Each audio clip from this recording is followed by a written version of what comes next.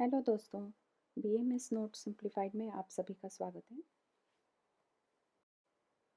तो आज हम बात करेंगे शोधनादि गण संग्रह के बारे में। इसका रेफरेंस मैंने अष्टांग हृदय सूत्रस्थान अध्याय 15 से लिया है। इस वीडियो में हम बात करेंगे शोधनादि कर्म के लिए उपयोगी जो औषध गण हैं, जिनमें कई तरह के द्रव्य होते हैं, उन सभी औषध गणों के बारे में। तो चलिए देखते हैं कि किन तरह के ये औषध गण होते हैं और इनमें कौन कौन से द्रव्य आते हैं। इसी के साथ ही मैं आपको ये भी बताऊंगी कि कौन से टिप्स और ट्रिक्स यूज़ करके आप इन सब औषधि गणों को और द्रव्यों को याद कर सकते हैं।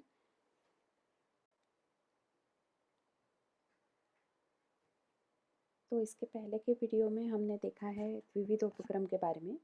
द्विविध उपक्रम मतलब संतर्पण और अपतर्पण या फिर लंघन और ब्रूहण। इस अध्याय में अनेक प्रकार की चिकित्सा विधियों का वर्णन किया गया है। अब इस वीडियो में हम शोधनादि कर्म के उपयोगी औषध गणों के संग्रह के बारे में जानेंगे। तो शोधनादि जो अनेक कर्म हैं उनके उपयोग में कौन कौन से औषध गण और उनमें कौन कौन से द्रव्य आते हैं जो इस्तेमाल किए जाते हैं, उसके बारे में हम इस वीडियो में आज देखेंगे। तो सबसे पहले बात करेंगे वमन कारक द्रव्यों के बारे में। अब वमन कारक द्रव्यों का श्लोक जो है वो बहुत ही इम्पोर्टेंट है, बहुत मायने रखता है। हालांकि हर गण का ही श्लोक जो है वो आपको लर्न करना चाहिए, लेकिन मैंने यहाँ पर किसी भी श्लोक को यहाँ पे दिया नहीं है। वो इसलिए क्योंकि मैंने अष्टांग हृदय सूत्र स्थान का प्रयोग यहाँ पर किया है। अगर आप चरक सूत्र स्थान का प्रयोग करते हैं तो उनमें जो श्लोक है उसमें और इसमें फ़र्क हो सकता है, जिसकी वजह से कि कन्फ्यूजन हो जाएगा। तो इसलिए मैंने इस वीडियो में किसी भी श्लोक के बारे में कोई बात की नहीं है। तो देखते हैं वमन कारक द्रव्यों में सबसे अग्रणीय द्रव्य कौन सा है। तो सबसे श्रेष्ठ वमन कारक द्रव्य जो माना जाता है वो है मैनफल या मदन फल। इसी के बाद आता है मुलेठी या यष्टि मधु। तो मैनफल और मुलेठी ये हो गए दो वमन कारक द्रव्य। इनके बाद आता है लंबा, नींब और बिम्बी। तो लंबा यानी कि कटुतुम्बी, नींब यानी कि कड़वा नीम और बिम्बी यानी कि कड़वी तुंडकेरी। तो ये तीनों आते हैं वमन कारक द्रव्य में, लंबा, नींब और बिम्बी।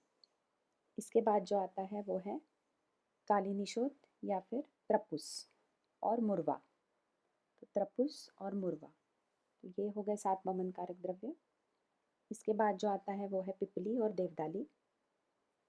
तो पिपली और देवदाली, तो मैनफल, मुलेठी, लंबा, निम्ब, बिम्बी, त्रपुस, मुरवा, पिपली और देवदाली।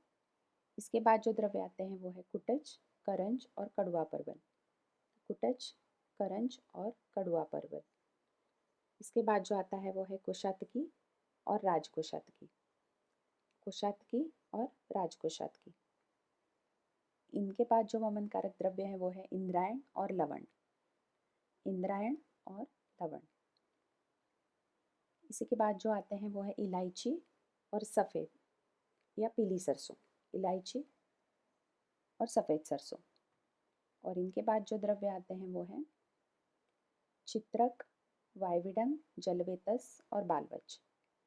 चित्रक, वायविडंग, जलवेतस और बालवच। तो ये हो गए सारे प्रमुख वमन कारक द्रव्य। एक बार फिर से देख लेते हैं। मैनफल या मदन फल, मुलेठी या यष्टि मधु, लंबा, नींब, बिम्बी, त्रपुस, मुरवा, पिपली, देवदाली, कुटच, करंज, कड़वा परवल, कुशातकी, राजकुशातकी, इंद्रायण, लवण, इलायची और सफ़ेद सरसों, चित्रक, वायविडंग, जलवेतस और बालवच। ये हो गए सारे वमन कारक द्रव्य। अब इनको आप याद कैसे रख सकते हैं? तो देखिए मैंने यहाँ पे कुछ ग्रुप्स बनाए हैं, जैसे कि मैनफल और मुलेठी। तो ये दोनों ही द्रव्य शुरू होते हैं म से, तो इन दोनों को आप एक साथ याद रख सकते हैं, मैनफल और मुलेठी। फिर लंबा, नींब और बिम्बी, ये भी तीनों सुनने में एक जैसे ही हैं। इनमें म और ब को का जोड़ शब्द आया हुआ है, जो कि याद रखने में आपके लिए आसानी करेगा। लंबा, नींब और बिम्बी। इसके बाद है पिपली और देवदाली, ये भी सुनने में एक जैसे ही लगते हैं। इसके बाद आता है कुटच, करंज और कड़वा परवल, जो कि तीनों द्रव्य क से शुरू होने वाले द्रव्य हैं, तो इनको आप एक साथ ग्रुप करके याद कर सकते हैं। उसके बाद आता है कोशातकी और राजकोशातकी, ये दोनों ही एक जैसे हैं। उसके बाद आता है इंद्रायण और लवण, ये भी सुनने में एक जैसे लगते हैं, तो इनको आप एक साथ याद रख सकते हैं।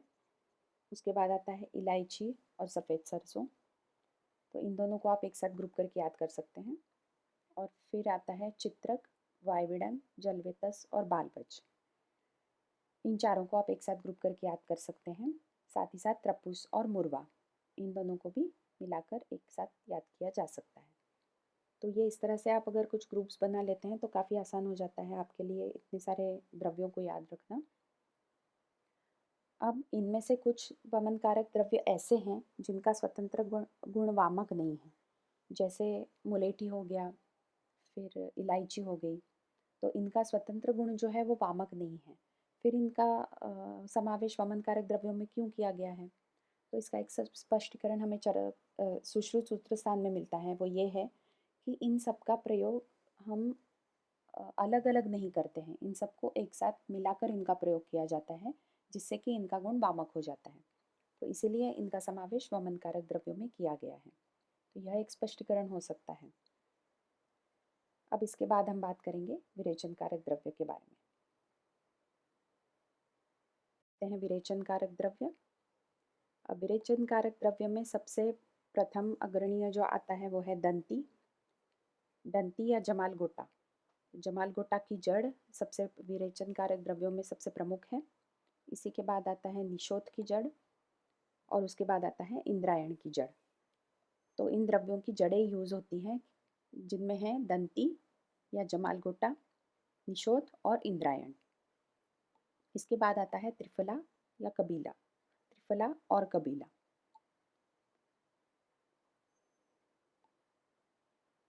इसी के बाद आता है थूहर का दूध, नील के बीज, तिलबक या लोध की छाल और अमलतास की गुद्दी। तो ये कुछ ऐसे द्रव्य हैं जिनके कुछ अंगों का प्रयोग किया जाता है विरेचन कारक द्रव्य के तौर पर। तो जैसे कि थूहर का दूध लिया जाता है, नील के बीज लिए जाते हैं, लोध की छाल ली जाती है और अमलतास की गुद्दी ली जाती है। तो इन द्रव्यों के इन विशिष्ट अंगों का प्रयोग होता है विरेचन कारक द्रव्यों के तौर पर। फिर आता है शंखिनी और स्वर्णक्षरी, शंखिनी और स्वर्णक्षरी। और इसी के बाद अंत में आता है दूध और मूत्र। तो मूत्र में हम हमेशा गोमूत्र लेते हैं, तो दूध और मूत्र, तो ये हो गए विरेचन कारक द्रव्य। चलिए एक बार फिर से देखते हैं। दंती की जड़, निशोथ की जड़, इंद्रायण की जड़, फिर है त्रिफला और कबीला, इसके बाद है थूहर का दूध, नील के बीज, लोध की छाल और अमलतास की गुद्दी। उसके बाद आता है शंखिनी और स्वर्णक्षरी, और उसी के बाद आता है दूध और गोमूत्र। तो ये हो गए विरेचन कारक द्रव्य। अब इसके बाद हम देखते हैं निरूहण उपयोगी द्रव्य। निरूहण उपयोगी द्रव्यों में सबसे अग्रणीय आता है मैनफल या मदन फल, और उसी के बाद आता है मुलेठी। तो मैनफल फिर मुलेठी। इसके बाद आता है कूटज की छाल, कुल्थी के बीज, कूट और कृतवेधन। कूटज की छाल, कुल्थी के बीज, कूट और कृतवेधन। इसी के बाद आता है बंदल डोडा और बालबज। तो बंदल डोडा और बालबज ये हो गए अगले निरूहण उपयोगी द्रव्य। फिर इसी के बाद आता है रासना और निशोथ, रासना और निशोथ। इसके बाद आते हैं दशमूल, यानी कि दोनों पंचमूल, लघु पंचमूल और बृहद पंचमूल, और देवदारू, दशमूल और देवदारू।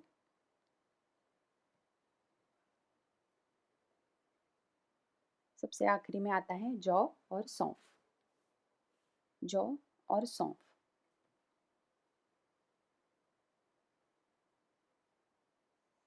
और बचते हैं फिर मधु और लवण। तो ये हो गए निरूहण उपयोगी द्रव्य। अब इन्हें आप किस तरह याद रख सकते हैं, तो मैनफल और मुलेठी ये शुरू होते हैं दोनों म से। उसके बाद जो चारों द्रव्य है वो क से शुरू होने वाले द्रव्य हैं, जैसे कि कूटज की छाल, कुल्थी के बीज, कूट और कृतवेधन। तो इनको आप एक साथ याद रख सकते हैं। उसके बाद आता है बंदाल डोडा और बालवच, जो कि दोनों ब से शुरू होते हैं। फिर है दशमूल और देवदारू, जो कि द से शुरू होने वाले द्रव्य हैं। इसके बाद है जौ और सौंफ, जो कि एक जैसे सुनाई पड़ते हैं। और फिर है मधु और लवण, रासना और निशोथ। तो इनको आप एक साथ याद रख सकते हैं। तो चलिए इसके बाद देखते हैं शिरोविरेचन उपयोगी द्रव्य। शिरोविरेचन उपयोगी द्रव्यों में सबसे पहले आता है वायविडंग। वायविडंग है सबसे पहला शिरोविरेचन उपयोगी द्रव्य। उसके बाद आता है व्योश यानी कि सौंठ, मरीच और पिपली, इनका समूह। उसके बाद आता है अपामार्ग। तो वायविडंग, व्योश और अपामार्ग ये शिरोविरेचन उपयोगी द्रव्य हैं। इसके बाद आता है दारू हल्दी, सफ़ेद राल और महुआ का सार। दारू हल्दी, सफ़ेद राल और महुआ का सार। इसके बाद जो आते हैं वो है द्रव्यों के बीज, जैसे कि शिरीष के बीज, वनभंटा के बीज और सहजन के बीज। तो इन तीनों द्रव्यों के बीजों का प्रयोग होता है शिरोविरेचन उपयोगी द्रव्यों के तौर पर। ये द्रव्य हैं शिरीष, वनभंटा और सहजन। इसके बाद आता है सेंधा नमक और सूखा रसांजन। तो सेंधा नमक और सूखा रसांजन ये शिरोविरेचन उपयोगी द्रव्य हो गए। इनके बाद आता है छोटी तथा बड़ी इलायची और हिंगुपत्री या फिर पृथ्वी का। तो छोटी या बड़ी इलायची और पृथ्वी का। अब ये हो गए शिरोविरेचन उपयोगी द्रव्य। इनको आप किस तरह याद रख सकते हैं? वायविडंग, व्योश और अपामार्ग को आप एक साथ ग्रुप कर सकते हैं। दारू हल्दी, सफ़ेद राल, महुआ कसार, इनको आप एक साथ ग्रुप कर सकते हैं, जैसे कि आप यहाँ देख रहे हैं। फिर आता है शिरीष के बीज, वनभंटा के बीज और सहजन के बीज। इन तीनों बीजों को आप एक साथ ग्रुप करके याद कर सकते हैं। फिर है सेंधा नमक और सूखा रसांजन, ये दोनों स से शुरू होते हैं।